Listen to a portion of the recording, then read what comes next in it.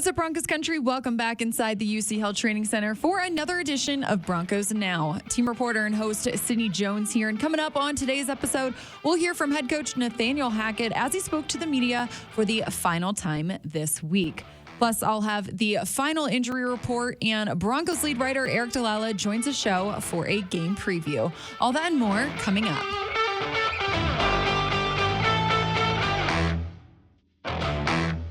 The Broncos hit the road to head to Las Vegas tomorrow as Denver is set to play in their first divisional game of the season at Allegiant Stadium on Sunday. Head coach Nathaniel Hackett spoke to the media for the final time today ahead of Sunday's game, and he discussed what he took away from the team's first road trip to Seattle that will help prepare him for this one. Yeah, it's going to be really loud. I mean, everywhere we go, I think it's going to be extremely loud. I think, we started off at Seattle where they're known for how extremely loud it is. And now we're going to go play the Raiders. And I mean, the Raiders is a West opponent. And there's a lot of, tension between the two teams, which is great. And the fans are going to be excited. So I think that just understanding how loud it is and the communication has to be so clear. I think the guys, got a great start in one of the loudest stadiums the first game. And now we have the ability to go and test it again. The big news surrounding the NFL right now is Tua Tagovailoa's head and neck injuries that he suffered on Thursday night versus the Bengals. Head coach Nathaniel Hackett was asked about it today, and he said he has full confidence in the Broncos medical staff here and the NFL's protocols. Yeah, first and foremost, my thoughts and prayers are out there to Tua. Obviously, that's something you hate to see in any NFL game, but it is a hard game. It's a rough game. And, I have full confidence in our medical team on how they evaluate everything. I have full confidence in the NFL on how they treat everything, and safety is first. Safety is always first. I think we're always trying to do the right thing, and every single one of those are so different. After, being in a position to learn more about that throughout my early years, the one thing is every human is different. And everybody responds a little different, just like the hamstring to Quinn to how a concussion happens. So I think that, right now there's a protocol in place, and we're always going to follow that. And we're going to do what we think is best for the player and his safety. And now let's take a look at this week's final injury report. Head coach Nathaniel Hackett updated us on a few guys today. Wide receiver Tyree Cleveland, outside linebacker Jonathan Cooper, offensive lineman Quinn Miners, cornerback Darius Phillips, and offensive lineman Billy Turner were all ruled out of Sunday's game. Defensive tackle DJ Jones and guard Dalton Reisner are both questionable. Coach Hackett did say that DJ Jones has cleared the NFL's concussion protocols, and they will still continue to monitor him. But everyone else is good to go. Now joining me here inside the Broncos podcast studio is Broncos lead writer Aric DiLalla for a game preview. Aric, just one day now until we hit the road to head to Las Vegas. Are you excited? How are you feeling? Yeah, I'm excited. So this is a big matchup. The Broncos obviously have not won on the road against the Raiders since 2015. I believe they're 1-6 in their last 7 games, lost 4 in a row. And it could go on and on. It has not been pretty against the Raiders. And so this is a big opportunity for the Broncos to signal that this is a new era of Denver football with Nathaniel Hackett, Russell Wilson, obviously this new look defense, an opportunity to send a message and get a really important win. Definitely a big rivalry here between the two teams. Aric, we just took a look at the final injury report. Quinn Miners and Billy Turner, they were both ruled out. Dalton Reisner is also questionable. Looking at this offensive line, do you have any concern there with all those injuries? Well, we'll see what happens. But Dalton Reisner was full in practice on Friday, which normally is a good sign. Right. So I would hope that he's able to play this weekend. I think Cam Fleming's done a pretty decent job there, filling in for Billy Turner, who, of course, has still not played yet this season, particularly in the run game. Cam Fleming's been, I think, very good, and he's had his moments in pass protection, too. And then, you look at that right guard spot, and I think Graham Glasgow, we heard Nathaniel Hackett say he's done some good things in there for Quinn Miners. Obviously, there's a reason that Quinn is the starter, but I think having a backup with as much starting experience as Graham Glasgow is very valuable. And really, if you look at this Raiders defensive line, at least in my eyes, the edges are really where their big, the concerns are in terms of Chandler Jones, Max Crosby. And so that's more of a tackle situation as opposed to the guards. But Hopefully the Broncos are able to hold up in pass protection, give Russell Wilson a little more time this week, and then also run the ball effectively, which I think they'll be able to do based on what I saw the Titans do a week ago. But if Javonte Williams and Melvin Gordon can really get going, that not only helps on the ground to establish that run game, but it then sets up play action, and hopefully it makes the Raiders commit a little bit more to the box, so then you can throw the ball a little bit. And if you have to question whether or not you're running the football, you can't pin your ears back as easily. So I think it helps in pass protection too. So not overly concerned. They've done a decent job so far. Obviously, you hope to get those guys back at some point, but the job Cam Fleming and Graham Glasgow's done has been admirable, I think. Aric, looking at the offense as a whole, for the past really 3 weeks since the start of the season, there's been so much talk about just how long it might take for this offense to click, for it to gel. We've seen the offense, I feel like, take baby steps every single week to really grooving. Do you think that maybe this is the weekend that they finally find their rhythm and find their identity, or do you think it might take a little bit more time? Well, listen, I don't know that this is, and everyone's talking about, when is this going to click? When is it going to happen? When are they going to be the Broncos offense that we expected? Yeah. I don't know that it's a linear progression. From week to week, you could go from, hey, maybe they hit 30 one week, but then it's back to 20 the next week. Yeah, it's not necessarily just going to be consistent progress week over week, but I do think that this is an opportunity for the Broncos to take a step forward, to score some points, to get multiple touchdowns.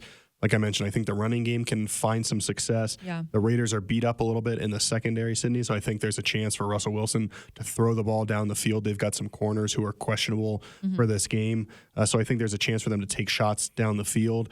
And if that happens, I think you're going to see this offense find some success and look closer to what we expected. Yeah. And then, too, in the red zone, where the Raiders have not been very good at all.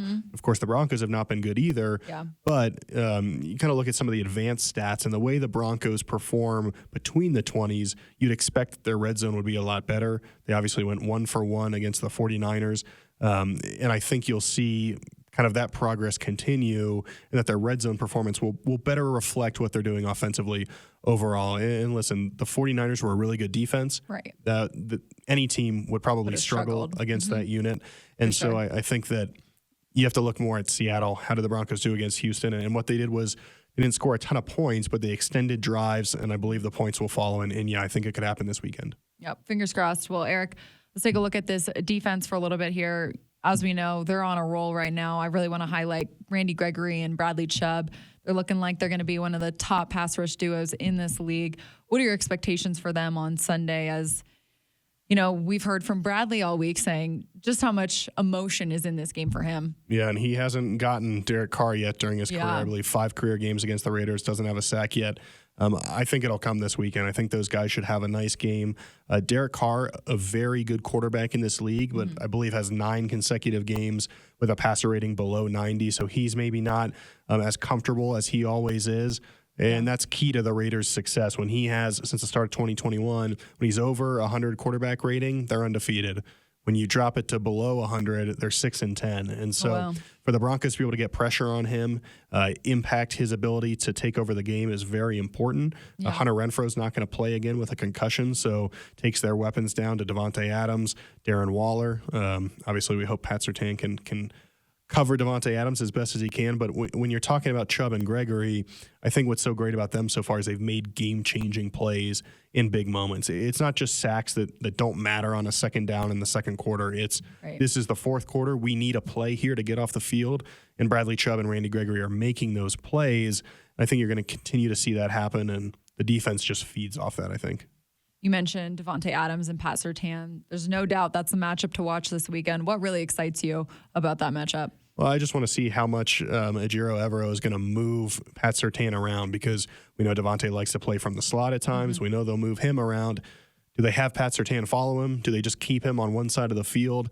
That, to me, I think we've seen so much from Pat over the first 3 weeks of the season. He's really locked down DK Metcalf, Brandon Cooks, and then 2 receivers in San Francisco, and Deebo Samuel and Brandon Ayuk. And so I think we'll start to get a sense for, well, how valuable is this guy? Can they move him around if they need to shut down a top player, especially when Renfro's not out there to kind of be the guy that, hey, you shut down Devontae, they're going to go to Renfro. He's not there, so more pressure falls on Devontae's shoulders. I think Surtain is up for that task if they ask him to do it. But also, Ronald Darby and K'Wan Williams, they've been really good too. And so I think there's an opportunity there. Either way the Broncos go, I don't think there's a good choice. And listen, Devontae's probably going to get his. He's going to get some catches, but the key is to not let him take over the game. And based on how he's played the last 2 weeks, at least, knock on wood, he hasn't done that. 2 touchdowns, but I believe just 4 catches, if I'm correct. He hasn't had that impact that maybe you would have expected from him. And so I do think Pat Surtain has another opportunity to show just how good he is at corner. Well, Aric, it's the first AFC West matchup for the Broncos this weekend. What do you think a win would really mean, it being over a divisional opponent? Yeah, I mean, I think there's 2 or 3 things maybe. One, it just gets you another win after that 0-1 start. You'd improve to 3-1. I think get on a little bit of a run. I think if you win this weekend, it probably means that your offense has clicked at least a little bit because you're going to need to score probably at least 20 points to beat this Raiders team. So I think that would be big. In terms of the division race as a whole, it would send it'd send the Raiders to 0-4. The Chargers are obviously beat up. And so you'd keep pace with the Chiefs, and I think the division race would continue to maybe look like a 2-team race, at least for right now. And for the Broncos, whose goal is to win the West, that's critically important. And so to stay in lockstep, get a road division win would obviously be a very big thing. The Broncos don't have many road division wins over the last 5 or 6 years. Right. And then finally, like I mentioned at the very top, the Raiders have just had this team's number, and there's something, I think, demoralizing when a rival just continues to beat you and you can't find a way to get in the win column against them. And so if the Broncos can go out there, have a strong performance, I'm sure there'll be Broncos fans in attendance. They can get that win and kind of snap that streak. It'd just be one less thing to worry about in terms of, hey, the Raiders have our number. It'd be, we're onto a new clean page, and they're able to move forward. And so 3 different kind of areas, what it means for the season, what it means in the AFC West race, but then just against the Raiders, you never want to lose to the Raiders. And so a win is always going to feel good. Do you think they snap that streak then? What's your game prediction, Aric? I do, Cindy. I think the Broncos, the way the defense is playing and the way, the Raiders offense, it is playing really well right now. I think the win and loss totals would not show that, but they've been able to move the ball. But I think the Broncos' strength matches up with the Raiders' strength there, offense versus defense. I think the defense will be able to hold its own. And then I think for the Broncos offensively, they've been so close, especially against Seattle and Houston, to getting things to click. This is a Raiders defense that is dealing with some injuries. They've struggled a little bit, particularly in the red zone. I think the Broncos find a way to get this done, to put things together and get a win. I mean, you're just not going to hold Russell Wilson down this way for weeks on end. I think this is the week that the offense gets right. And we'll say 24-17 Broncos. I like it. I hope you're right. Aric, appreciate your time and your insight. You got it, Sid. Well, that'll do it for today's episode of Broncos Now, Broncos Country. Thanks so much for tuning in today and every day. I hope you all have a wonderful weekend, and I will see you right back here on the Broncos Podcast Network and YouTube on Monday following our game. I'll see you all then.